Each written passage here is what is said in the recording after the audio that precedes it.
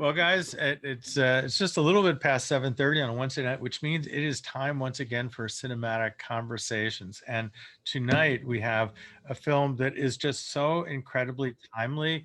It's like it's truly amazing how timely it is. We also have a really great guest with us today. Danny Gallagher writes for The Observer. But Danny, I don't know very much about your background. Where did you grow up? Where did you go to school? And where did you learn how to write? Well, I grew up in New Orleans, in case you can't see the Yeah, Saints helmet. okay. Yeah, I was born and raised in New Orleans. I just was, and I was, as long as I can remember, I was always the kid that wanted to write something. I always wanted to tell jokes and be the center of attention. That's why I'm doing this now. No, I'm just kidding. No, I always liked writing. And don't even remember how I got into journalism. Well, I read a lot of Hunter S. Thompson, and Hmm? I actually remember reading. My grandfather had a copy of All the President's Men that I found when I think it was like 14 or 15, and read that, and it seemed like a way to make a fun living writing without or a good way to learn how to write, because you have to write very it's creative, either creatively or as a journalist or as an author. Concise is always better, but you also have to like figure out how to be very descriptive and in a certain amount of words. And I always say journalism is the best way to learn how to write because it's so formatted. um It's true. And it's like when you're doing film reviews, you have to very sort of quickly, like right. as you're watching the film, figure out how you're going to write about it, what your angle is, how you're going to approach it, and how you're going to summarize it without sounding like the two sentence description that everybody Right. else is writing. And so you have to sort of work at that. And I'm glad that I don't have to write for a living, because Me neither. it is No, indeed I'm just a struggle. But yeah. you know, it's important to have people writing about film, and so we're really happy to have you in our Thanks. community. And it's very, very, kind of important, an important thing. Thank you. So this film, when did you first see this film? I saw the trailer. Oh, I don't. Well, I saw the trailer at the Draft House before Bill and Ted Face the Music, which actually is, they're kind of similar levels if you think about it. But I saw the trailer for it, and I'd never heard of the. I'm a huge like comic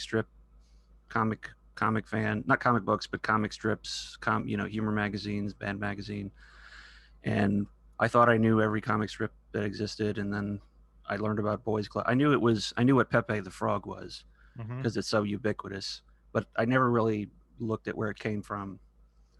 So it kind of like, I was like, oh well, I want to see this, and then the trailer, which kind of plays like the movie, has this ascension to success, and then kind of he's still successful, but the character drops off, as we all know, in a different arc. And so I just knew I was gonna see it, and luckily got to see a screener because I was writing about the DocuFest. Yeah. Well, thank you. And yeah. And to me, this film is like really important in so many ways. And by the way, I don't know if you know this, but this film was supposed to show at South by Southwest Yeah. in March, and Yeah. they like planned this whole big release. And we were planning to interview them down there for a podcast, and of course, that kind of blew up. So we Right. had to sort of figure out how to roll it out, and now it's playing on PBS, which is a really good thing as part of the Yeah. independent lens series, which means a lot of people got to see it. But I think as a film, aside from the sense of the story and Matt Furie, which is just an incredible story Yeah. in and of itself, I love the way that they Arthur Jones, one of the filmmakers, was an animator. This was like his first like feature length film, Oh, So the idea of like taking this image, this static image of the frog, and in so much of the film they've animated the character and essentially brought him to life right. in a very different way. And that's something that he felt sort of comfortable in. And knowing a little bit about Pepe, as I heard about this film, I was trying to Hmm. think about how it was going to sort of come alive. And I think they just did a really great job with that. Yeah, the animation is really kind of one of the hidden gems. Like I can't think of an animated documentary. Maybe the Bill Hicks story, if you remember that, comes close. Yeah. But like animation and documentary are not.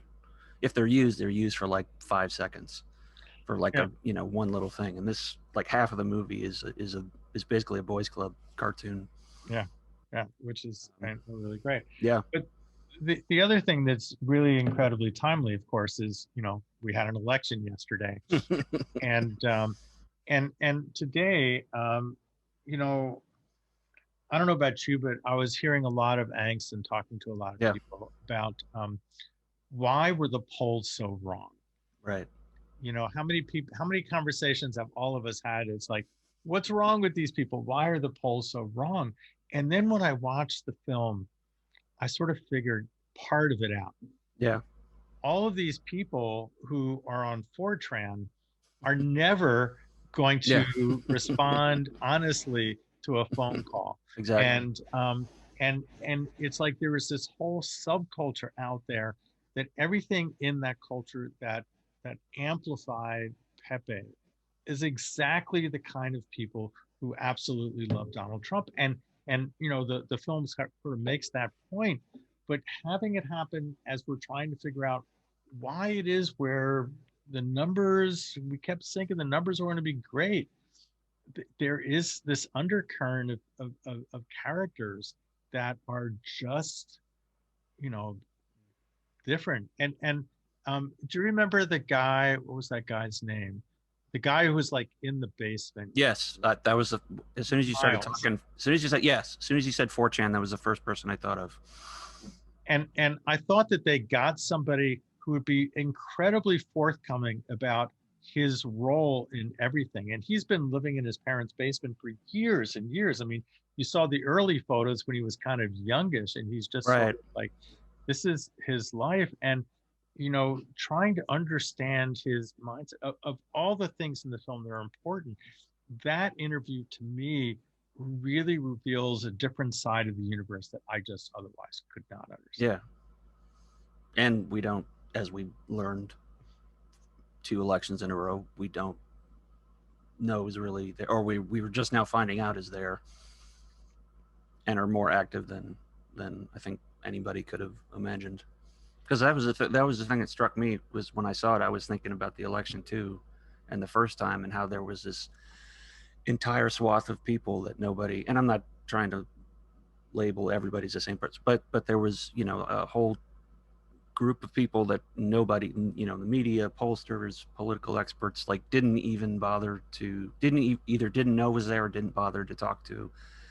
And to me, the Miles character is the most interesting besides Matt Furie, because he just looks made up. Like he looks like he got cast for this part. Like he's wearing the hood, he's wearing 3 layers of clothes in the summer, and he's got hair that doesn't get combed, and of course, and the big thing I remember was he never cleans up, Yeah. which I think is like the perfect metaphor for people like him. Like, I don't, if it looks wrecked, I'm happy. Um, And his yeah, but attitude though was just, and it's something that we just don't kind of know about. yeah, It's just like, and they're constantly fighting against the normies, and these people now have a kind of weird power. right. Um, Because nobody paid attention to them or even saw them, I think. when they did, they sort of couldn't contextualize it the right way. Yeah, right. I mean, the way in which Hillary talked about them, and then they Mm. just turned that into making it even worse. Yeah, It's like they don't understand the culture just by calling the the basket of deplorables, didn't realize that gave them more oxygen. And it's like, it's hard to understand what drives them to try to defeat them. And everybody kind of just sort of got it wrong. Yeah. And as somebody pointed out in the chat, I saw that, we also underestimated, sadly, how big race played a factor, and gender and misogyny. Like, to some people, the fact that Donald Trump is one of the world's leading misogynists, like, that didn't matter to them because they No, cared about this other thing. Like, it puts more of a face on that demographic that seems to keep popping up in elections and just protests and that kind of thing. and it just is this disaffected group Yeah. that does not want to sort of connect to the world, connect to society, and probably at some point ask somebody out, didn't turn out well, and they just hate women for the rest of their lives. Right. Yeah. You know, There was the one of the more chilling scenes. I'm sorry, I probably shouldn't say the name of the person, but there was a gunman who made a manifesto and basically, I think he was in California, Mhm. and basically blamed the fact that women didn't like him on, like, here's why I'm doing this. And he was wearing a shirt. Miles was wearing a t-shirt glorifying that guy. Right, And right. it kind of, like, it was chilling, but it kind of, again, it put a face on something that frankly, I don't think most of us want to see. And that's kind of how they've cropped up suddenly. And the sort of central thing of the film is sort of the journey of Pepe the Sure. Frog, which is, not, unfortunately, Matt put it out in the world, Matt Furie, this really lovely character who's just very kind of sweet and, kind of goofy. And he puts out this thing and it takes on this life of its own. Right. The moment to me in just sort of the Pepe story that I just didn't quite understand until watching the film was how it transformed from being this sort of sweet little thing that, and even in the early days when it was on Fortran, it was just like, oh, that's kind of cute, and it's just kind of like nice, and Right. feels good man, and then it got feels bad man, but then the sort of really the moment when it transformed was when normies started coming in and using it, and everyday people started using them. Yeah. And then the people in Fortran had to do the absolute worst thing they could possibly do. So it's like, instead of just doing normal things, they put Nazis and like, and they put 9/11 things and like Right. everything that to try to turn off the normies. And that's the moment when Pepe the Frog, as this kind of sweet, kind of odd, kind of interesting thing, took on all of the worst of the world. Yeah. And it never looked back from there. And I think it didn't just limit it to 4chan, which is a cesspool. It kind of, and it didn't like blame the entire internet, because like everything, there's good and bad parts. But like, if you look at it, like, every pop culture character has some kind of horrible meme. What's Rule 43? Don't look that up. But that the rule that that anything that anybody likes can be turned into something, I don't want to say bad, just offensive, or purely offensive or shocking, or whatever. And I guess it fell under the radar. I guess it fell under the radar for so many people because Pepe, while he's one of the biggest, I mean, he's like one in a billion of that character, or of a character that's been recycled to push somebody else's agenda. Yeah, I mean, by now, I mean, Pepe is like so last year, Yeah. so last 2 years ago. He's Leroy Jenkins, Yeah. basically. And to me, the way I find out about these things, I'm an old guy. What do I know? But I don't know if you ever listen to Reply All, the podcast. No, I've heard of it. But they're really good at sort of explaining like why you don't understand the internet. In fact, they have a section of the thing where these two young guys, they bring in their boss, and their boss brings in a tweet that he doesn't understand and what the cultural references are, and so they like explain the whole thing. I And, like and those. Yeah. it's really really great. And they have one of those was about Pizzagate, and they had like Mm. the best explanation of how Pizzagate happened than anybody else that I know. Anyway, that's a kind of a way Yeah. No, I'll listen to that. That sounds cool. to look at.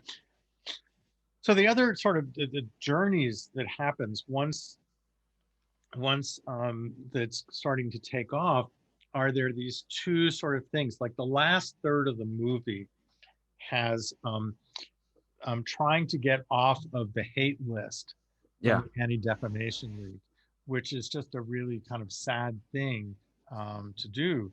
And at the same time, fighting off Alex Jones, and these sort of two Yeah. ways of trying to, like in a very legal way, transform and get it back after trying to make the, save Pepe all of the time. Uh,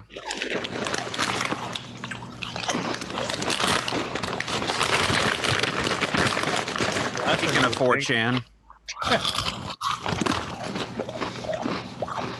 Who is that?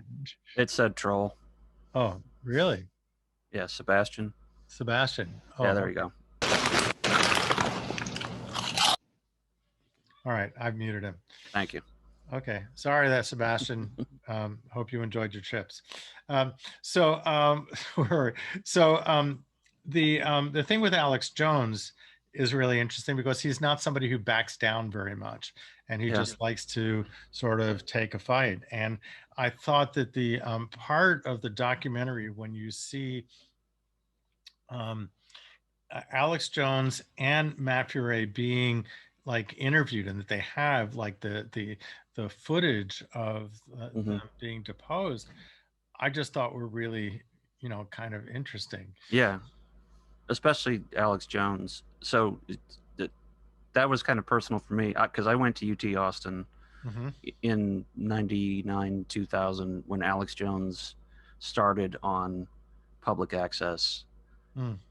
And I'd never really been in a city with like a very robust public access, like public airwaves kind of thing. So I'd come home after school and watch him like for, an hour or however long it was, because it was just, first of all, it was interesting, but it was funny, like in a kind of very dark way, because he wouldn't take anything he said seriously. Mm-hmm. So like just to see him like not talking on camera Yeah. was first of all was odd, but like fascinating. Like, oh, okay, like you're reminded, like, okay, he's still playing, even if you don't follow him, he's still playing a character. Yeah. Which has come out, like, I think in like 3 different lawsuits and his divorce. I Yeah. think that he basically, one of the pieces in the docket said that he's not really this angry. He's just playing to the camera or whatever. And And, depositions could be their own movie. Like, what's the well? Anyway, I'm getting off topic, but yeah, depositions are often really interesting, yeah, and you get to see people real true self. And you're right. I think that Alex Jones got lost in his own celebrity and got stuck. And once you've gone sort of this way, and you have all these people yeah, backing you and getting excited about you, it's hard to become a rational person. And he just kind of went, right, crazy. And then so as all that other stuff is going on with the deposition, I just love that they're bringing up this drawing that he did when he was in 6th grade. Did you know that this is a copyrighted image? right. And the lawyer was so. I remember the lawyer being so hostile. I guess he was for Jones's attorney, but he was like and he was so hostile during Matt's interview, and Matt was just a rock. Yeah. Like, he was like, I'm not like I don't know I don't understand that level of patience personally, um, because I mean it just kind of makes you admire him more.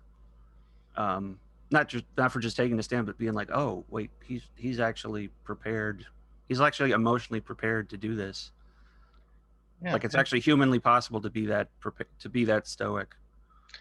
and he's just sort of a gentle, kind soul Yeah, throughout, and that he let this crew for to follow him for a long time, I thought was really kind of great.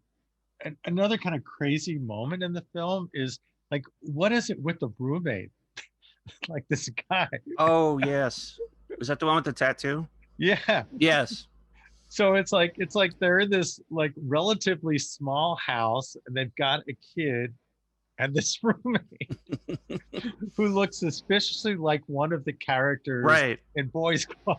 right. It was like what's that movie? Or there's always that movie cliche where like it's the star's childhood, and like George Lucas, like the first time he sees Leia, it's a woman with your I can't think of the name of that movie, but it's that cliche of like, oh, he goes on to be George Lucas, or like he's still Matt.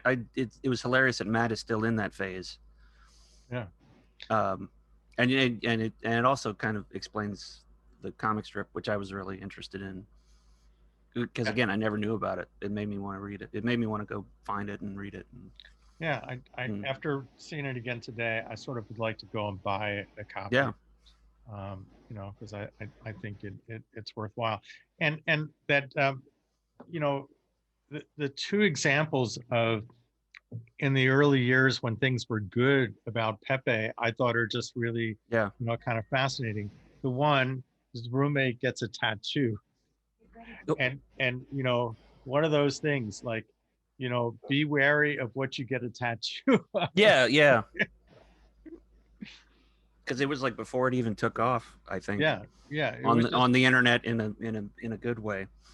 yeah, it was just sort of like there, and then it's there forever, and it's just below his sleeve. So if you're in a place that's really warm, it's Right. always out there. And then the other thing that just I've seen the film now 3 times, and it's just Yeah. like they come to the section where they have the clothing line, and they have the Pepe golf shirt, I love that. and I asked the directors like, well, whatever happened to those shirts? I'd love to have one of those. Right. And I Oh don't yeah, they think must one. be like eBay relics now. Yeah, You're but I right, think because you can't buy it. You shouldn't. Well, I mean, yeah, I didn't think of that. he doesn't want them out there, Right. and so they didn't send them to the Goodwill store. So I don't know where they are, and I'm sure they're not paying like storage rental on them. So That should maybe be the they, sequel. That should be Feel Good Man 2. Is yeah, in feel search of better. in search of the shirts. Yeah, feel better. Feel I think he Well, said he had to destroy like $45,000 worth of merchandise, okay. yeah, but he kept a few for Okay. himself. That makes yeah, sense. yeah, Wasn't he afraid of, if they gave them away or did anything else with them, then Right. That the makes alt sense. right would take them right. over? Right. And transform them. You can imagine like people wearing T-shirts that have that whatever they would do. Yeah. So that definitely makes sense. Um, I was surprised that the people from the Anti-Defamation League would actually let them shoot that interview, considering that they were Yeah. not at all willing to concede anything. Yeah. I mean, I kind of felt bad for the guy. Seemed like he was like nice and wanted to do something, but there was nothing that they could do. And it really kind of, as somebody who's Jewish and the Anti-Defamation League does fight a lot of battles, it made me really, feel uncomfortable that they were not willing to, kind of bend on this at all. Hmm. Yeah, that was part of the down arc that Yeah, really hit, because you kind of empathize with that, because you empathize with that guy because you're like, it's the internet. What are you gonna? You can't take anything off the internet. yeah, It's the old. It's there forever. And I mean, we all have something on the web that I'm sure we regret sharing, especially on social media. I mean, just it's like embarrassing or just silly, or just like, oh, I hope nobody sees this. I like again, it feeds into that narrative of imagine that times a billion. Imagine that one photo of you, um, you know, where somebody drew something on your face. Now it's it's how people use communicate is your it's not the same thing because it started as a positive thing, but it's Yeah. an image that becomes a symbol of hate. And you can't get it back in the bottle. Right. And I think that's sort of the arc of the film is like what happens when you create something and you lose total control over it. Right. Which was again when I saw the trailer was what made me want to see it, because my immediate thought is, well, how does he fight that? There's such a powerlessness when it comes to the web, and I think right now, too, like with polling, like the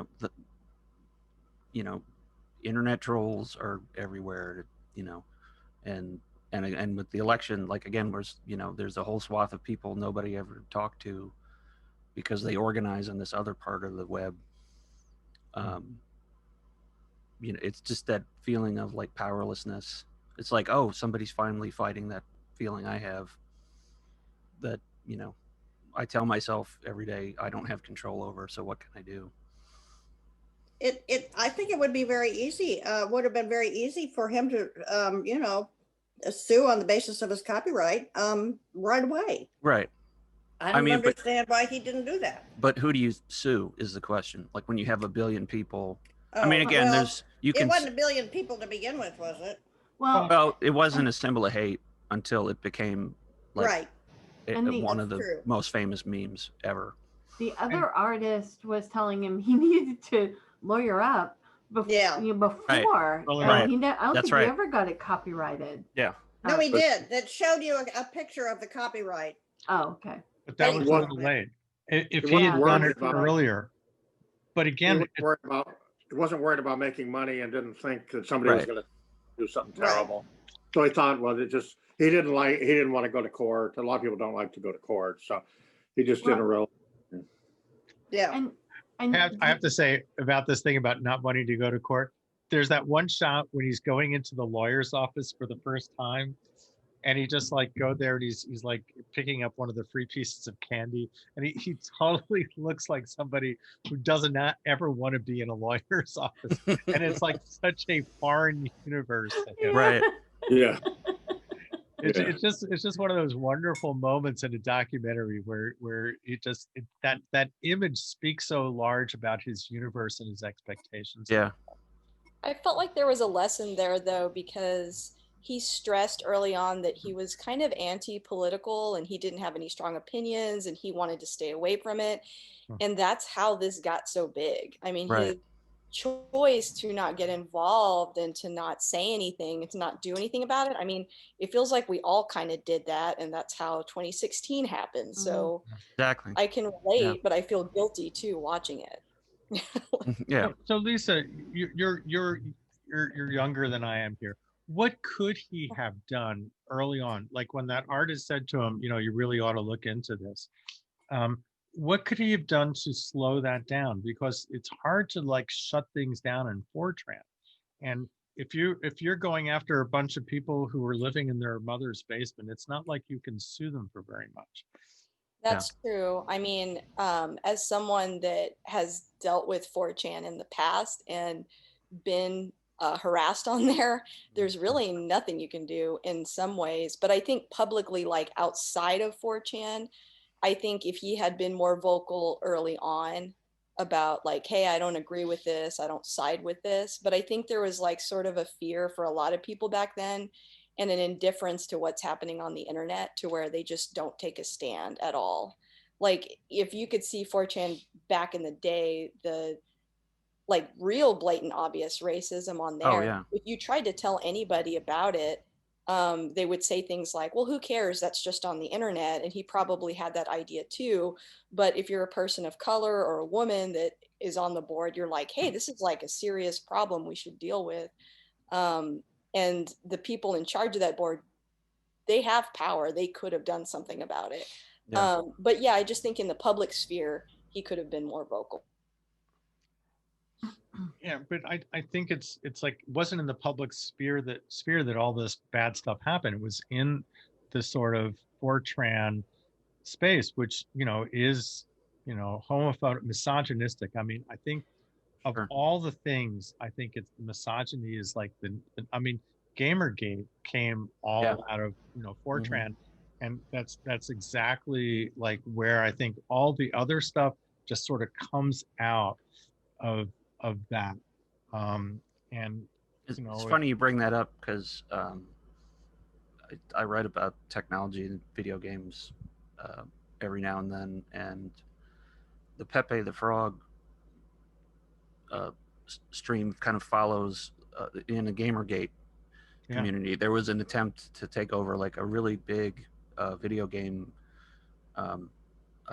magazine website, The Escapist. At one point, it was owned by like, I don't know if it was like the person who started the Gamergate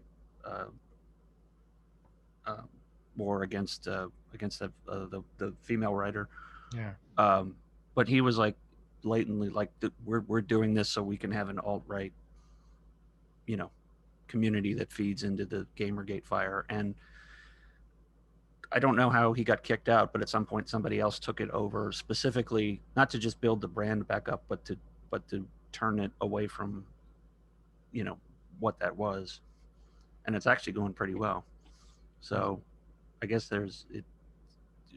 initially when you feel that powerlessness, I guess maybe it's the fear kind of just blocks you, stops you in your tracks and makes you think, oh, I can't do anything. It's too big for one person. So, Gamergate, that's got to be what, 10 years ago? Yeah. Maybe? Yeah. What's the kind of legacy of Gamergate? I think it's all this is the same kind of, it all comes from the same universe.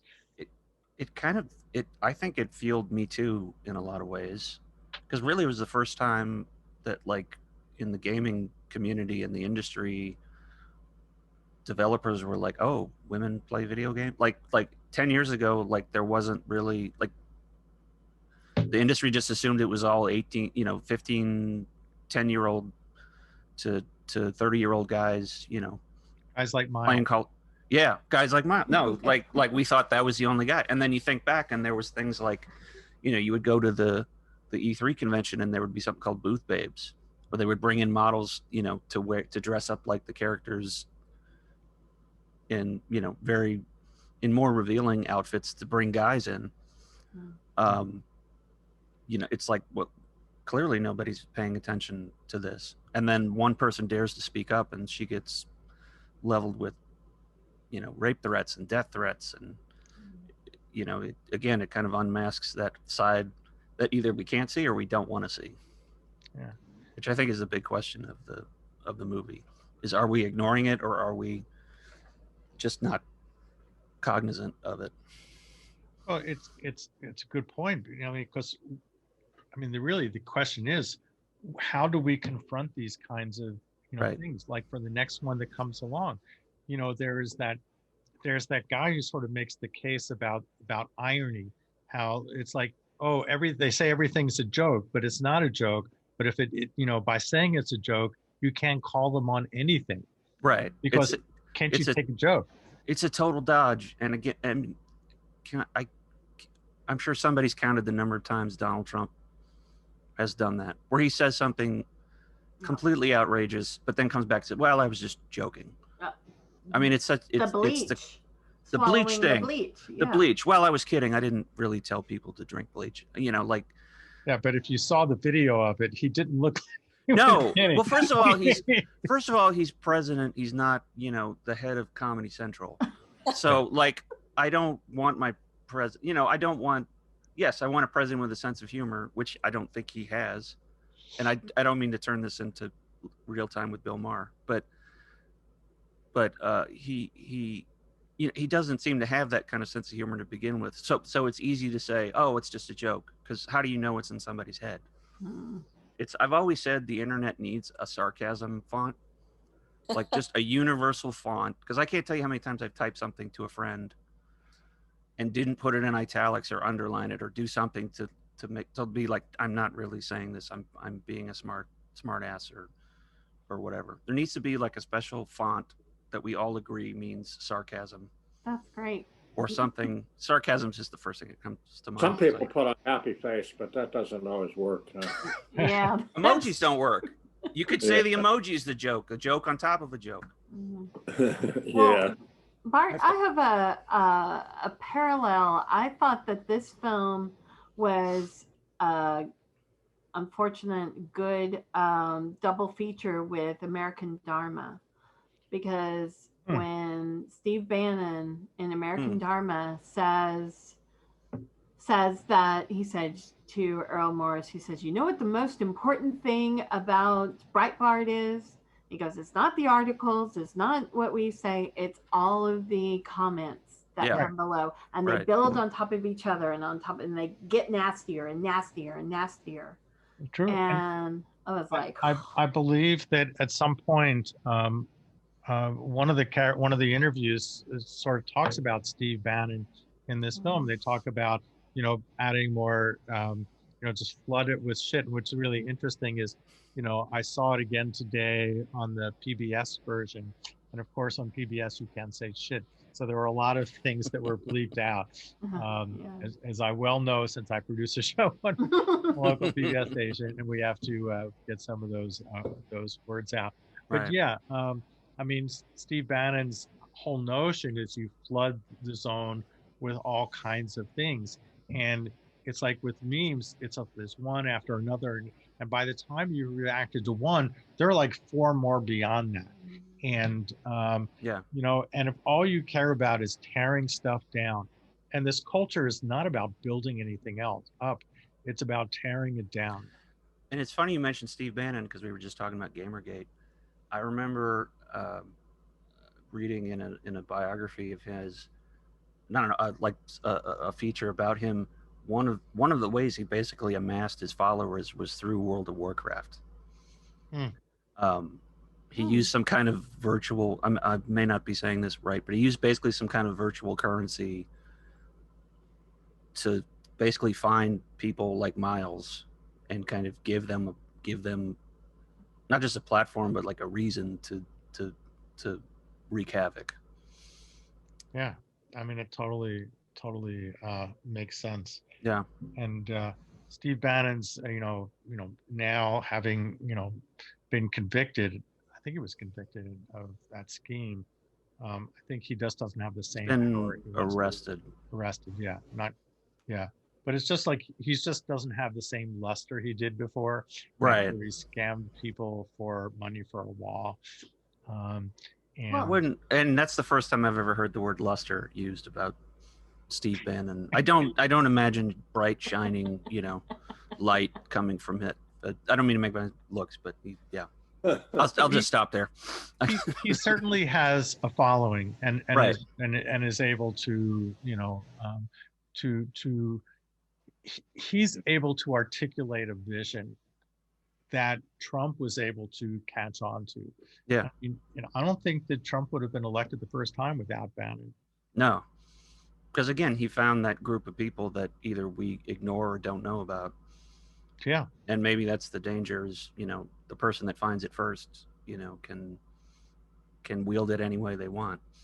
Well, and that the thing that makes you find friends is you say, you're listening to them say a story or something, and you go, right. Oh, you too? Me too. Right, exactly. And so this is a whole group of people who probably have never really had friends where they could say, you too? Me too. Mm-hmm. And now they're finding their people. Yeah, they're finding people who also have not gotten a date with the popular people, and also are what is the term they use? It was like NEET, like not in education or training. Employment, right? Or something. What was it, Lisa? Lisa mentioned it. It's neat. Yeah. Like NEET. Yeah. And nothing. Oh, I don't remember what the acronym is for. Employment. I just remember that term a lot. It's something about employment and training and education, employment, training. Training. Not in education, employment, or training. Now, how are the neat peoples different from incels? They were first, I think, because I remember, okay, so I'm outing myself as a big geek, but I used to watch a lot of anime, and there was a Yeah, whole that's all right. show There's nothing about wrong with anime. No, no. no, I know, but it's nerdy. But there was a whole show, and I'm trying to remember what it was called, but it was like literally about someone who's a neat, somebody who like does not leave their apartment. And I watched it and I liked it, and like a lot of geeks loved it. So it wasn't always that negative. It was just more like, hey, I'm an Uber fan and I don't socialize a lot. I'm antisocial, but it didn't have this other hateful aspect to it yet. So. Yeah. That would be the big difference, is just that they're not like threatening. Yeah. I think. You know, one of the things that's interesting about this community, these neat people, or whatever we want to call them, there's an incredible amount of creativity in there. Yeah. I mean, That's true. Imagine if they like put that to actually good use. I mean, if what it took to build these memes and to create these images, these people could have gotten jobs like doing design Right. and you know, selling things for Coca-Cola or somebody. I mean, there clearly is a level of talent there that they could have made something for themselves. Yeah. By the way, I'm sorry. No, go ahead. I was, you know, I've watched this film twice now, and when they caught the guys who were trying to kidnap the Michigan governor of Michigan, Yeah. they showed their logo and it had Pepe in it. Yeah. So I mean, it's still a thing, even though he tried to give him a burial. Which I thought was so sad. Right. Well, you know, it's like, I don't think that memes can ever die. I just think they get old and get replaced by other memes. And I think that there's something about the Pepe meme that just sort of resonated very deeply. Now that I think of it, this is a pre-internet problem. I don't know if this will lead to anything interesting. So I'm a huge, like most children of the 80s and 90s, I'm a huge Calvin and Hobbes fan. Oh, wow. You know, Bill Watterson. I grew up reading The Far Side. I would redraw I learned how to draw by redrawing Calvin and Hobbes and Far Side cartoons. And you know, Watterson actually is a lot like Matt in that he doesn't want to license his characters. You know, he doesn't want to. I mean, they're copyrighted, but he doesn't want to, like. You know, he famously did not want Andrews McNeil to like make Calvin and Hobbes dolls and toys and video game. You know, it's why we're never going to get an official Calvin and Hobbes movie. And I guess it was around the mid 90s, somebody started making truck stickers of Calvin peeing on things. Right. And it wasn't on flats, truck flats. And it was always like, if you were driving a Ford, he would be peeing on a Chevy logo, or, you know, or whatever you're against, you know, like it just popped up everywhere, except, you know, it was on trucks or cars, or, you know, I don't remember if it was like a street art kind of thing. It must've been. But I mean, so I guess co-opting images it's a ubiquitous thing. It's just the internet makes it easier. Did he try to sue them to stop that? So I haven't seen them a while. I haven't seen one of those in a long time. He hasn't. I don't know, because I've read one interview. I've read one interview with him, and it was in Boys Life magazine. It was like so random. I was just reading it in a doctor's office. I was just reading a Boy's Life when I was a kid. Wait. So that was when you were a kid? Okay. I wasn't. Like 2 years ago. No. I don't even know if it's still printed. I was like 13 or 14 at the pediatrician's office, just trying to read a magazine, and I was, there's the, like, and I didn't know then that, like, he never gave interviews. If I did, I would have taken the magazine home, although it still would look weird if it was sitting around my apartment somewhere. Well, let me ask you this. This is a little random, but sort of. Sure. You mentioned Calvin and Hobbes. I find it really interesting that Scott Adams from Dilbert is like such a pro-Trump guy, and when I heard that, it's like, no, that can't be. It just like there's a cognitive dissonance in my head. It's like, how can these two? He's written the most anti-corporate cartoon thing ever, and he's like, yeah, that's for me. Like, that makes no sense. Maybe Yeah. Dilbert liked the corporation or something. Anyway, sorry. Yeah, no, that's like, when I heard it, I didn't believe it either. Is there anybody here who can make sense out of that? Maybe he's just a jerk. Well, he's I don't know. anti, Maybe it has nothing to do with this. of course, it's anti-establishment. Sure. I mean, the guy that Well, did, yeah. the guy that did Scott Adams worked for Pacific Bell in San Francisco. Mhm. Right. Had one of those carols. They, he was in in the group with all the other, I guess they were engineer types, and in fact, we even knew who the guy with the funny haircut was. He was one of the top engineering managers at Pacific Bell. And, That's right. They said one day that some of the top managers of top officers of Pacific Bell went in to see Scott Adams and just explained to him that he had become too big to work there anymore. And I don't know if they paid him off or what, but anyhow, they asked him to leave. But then he was afraid he wouldn't still be able to get the information to use. But then he said that after that he got even more people. He didn't have to work there. People provided him all kinds of ideas. Right. I'm sure Yeah. there's enough craziness that happens in corporate America for them to get sort of passed along. And it's Yeah. amazing that Dilbert has gone on for so long, and it really sort of speaks to the sort of stupidity of bureaucracy. Okay. And if you think, Yeah. go ahead. Yeah. I'm sorry. This is All off right. the topic of Dilbert. So if you've got something. That's okay. Dilbert's off the topic of the film, so it's totally fine. Well, I'm wondering about that Pepe Cash and how that guy was Oh, that's driving a right. Lamborghini. The cryptocurrency. That was Oh something that my- just was like, okay, they're making it up as they go along. Because I'd never heard of that. But I never heard that he was a currency. But he had that guy was driving a Lamborghini. I'm like, and he had that car. Do you know about those cards? Yeah.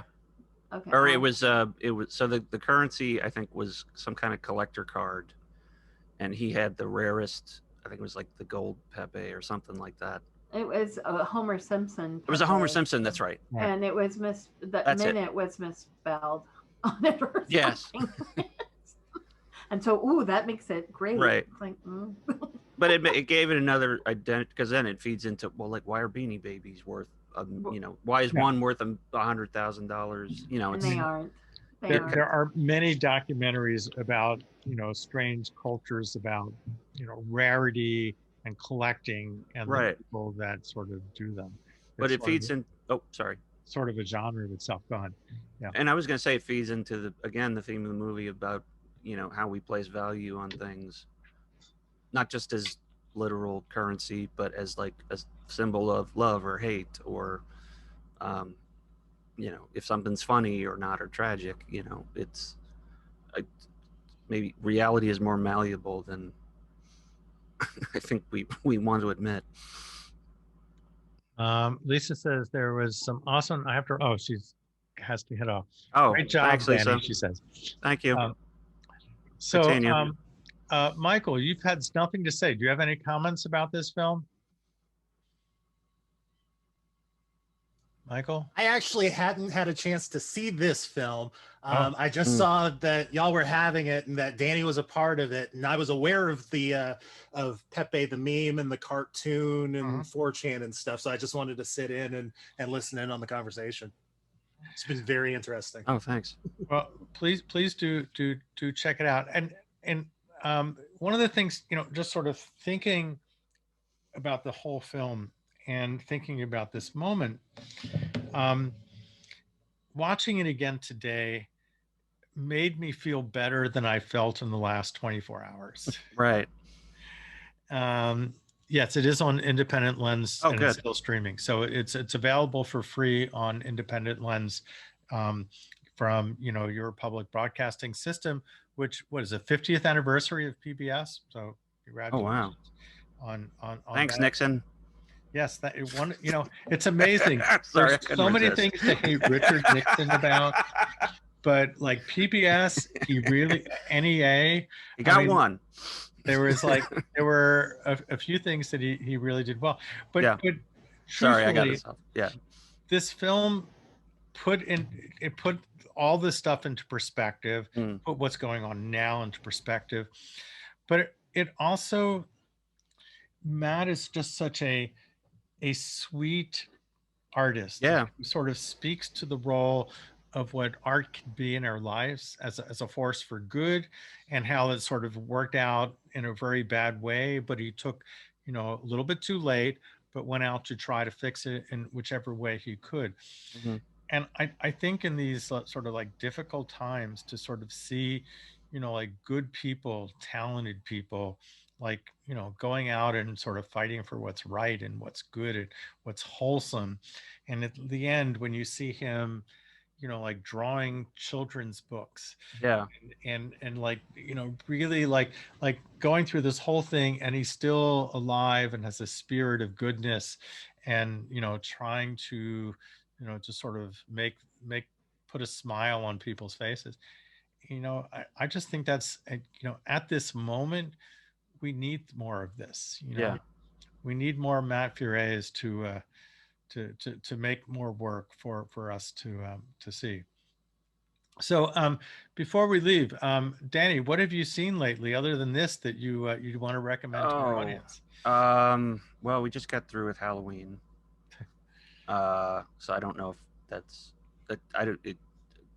I so I did a show. I also do produce like live comedy and stuff like that. And I did a show where I finally got to do horror anthologies, which I'm absolutely obsessed with. My dad got me into Twilight Zone when I was a kid, and it just took off from there. And I kind of rediscovered Tales from the Crypt, which, if you think about it, ties into this, because the history of that comic book, it went through a lot of censorship. I mean, for very different reasons. It's a very violent. It was extremely violent, even for the 40s and the 50s. But I love. I can't. It's total candy, but when you know the history about it, I think you just kind of appreciate it more. That you're like, that it's just here in another form, infecting another generation with its, you know, when were those dark made? goodness. The TV shows. It was in the 90s. I don't remember if it was like mid 90s, early 90s. It went on for like 7 seasons. Yeah. And I remember I actively avoided it as a kid, because Why? I don't like being. I didn't like being scared. I love horror movies now.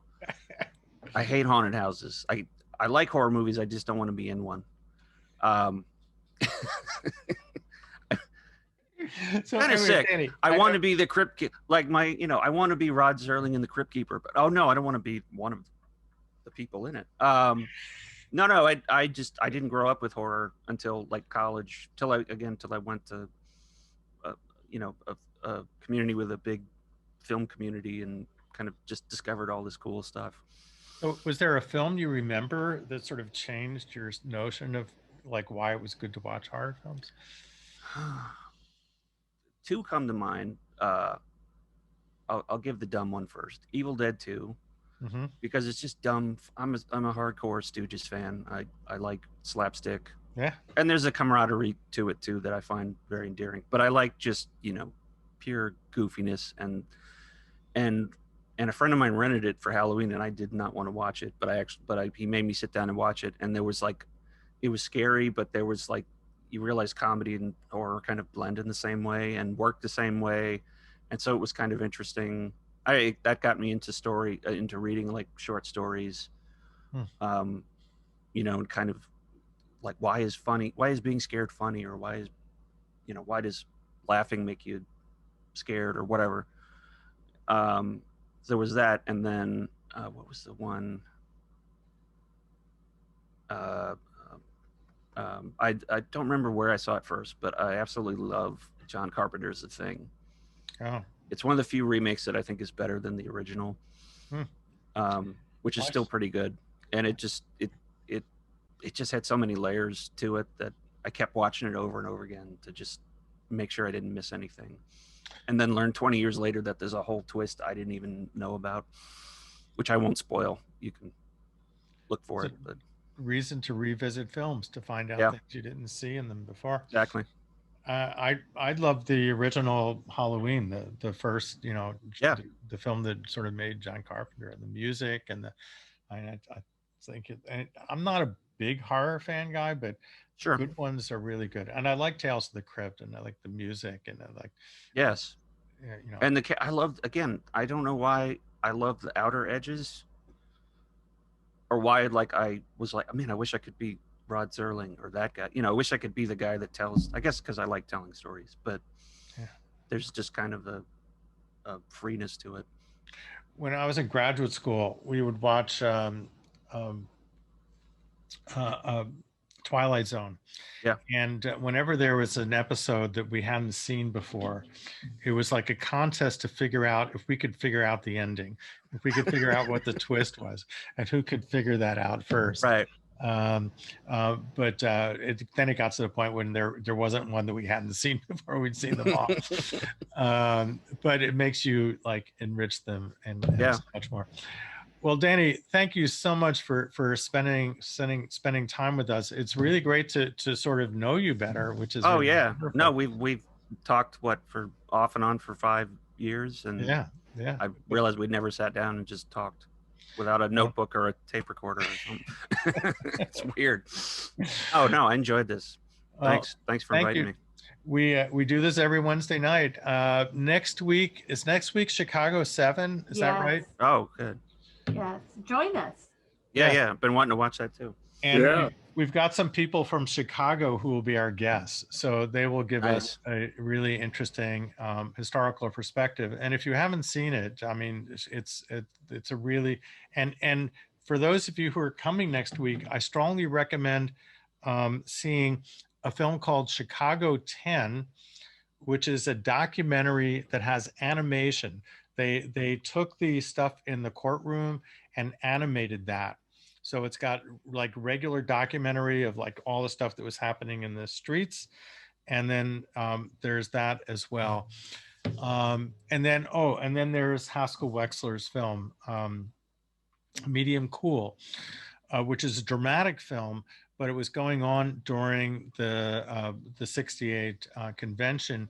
And there are scenes where he literally had his actors in the middle of where the protest was going on. Wow. And so like they're right in the middle of it. What was that one called? It's called Medium Cool.